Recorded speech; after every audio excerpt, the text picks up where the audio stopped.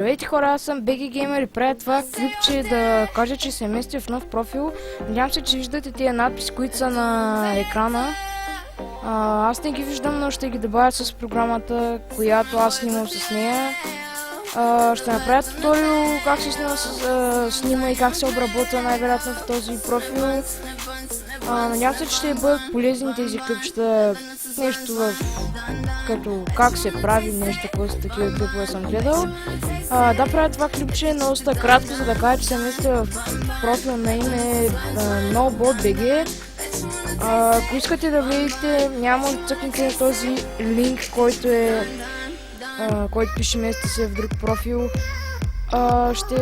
Просто може да напишете в YouTube NoBotBG или аз ще ви дам линк в описанието направо за профил за Facebook страницата, ако може да харесате.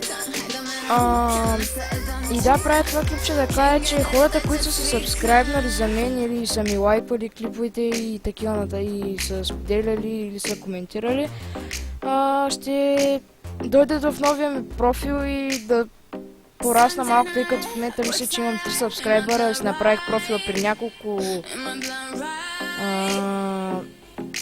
мисля, че са 3 седмици, ако не бъркам, това май ми е първият клип. Днеска качих едно клипче, което не съм го правил. Това клипче го снимам в момента в 9:30, най-вероятно ще го видите там, не знам, ще го видите сега скоро.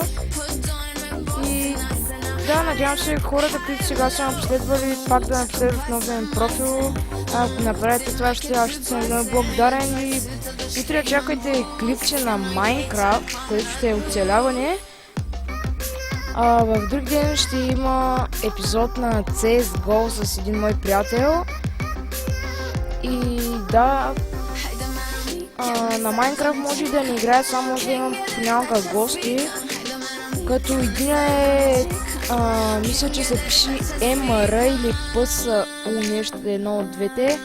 Ще дам линк към неговия YouTube профил. С него ще снимам на Minecraft, той скоро ще изкупи CSGO, така че може да снимам с него на CSGO. Надявам се това клипче да ви харесва, ако е така, моля, харесайте, споделите, коментирайте. И надявам се хората, които са се абонирали сега за мен, да дойдат в новия ми профил. И това беше за сега. Довиждане.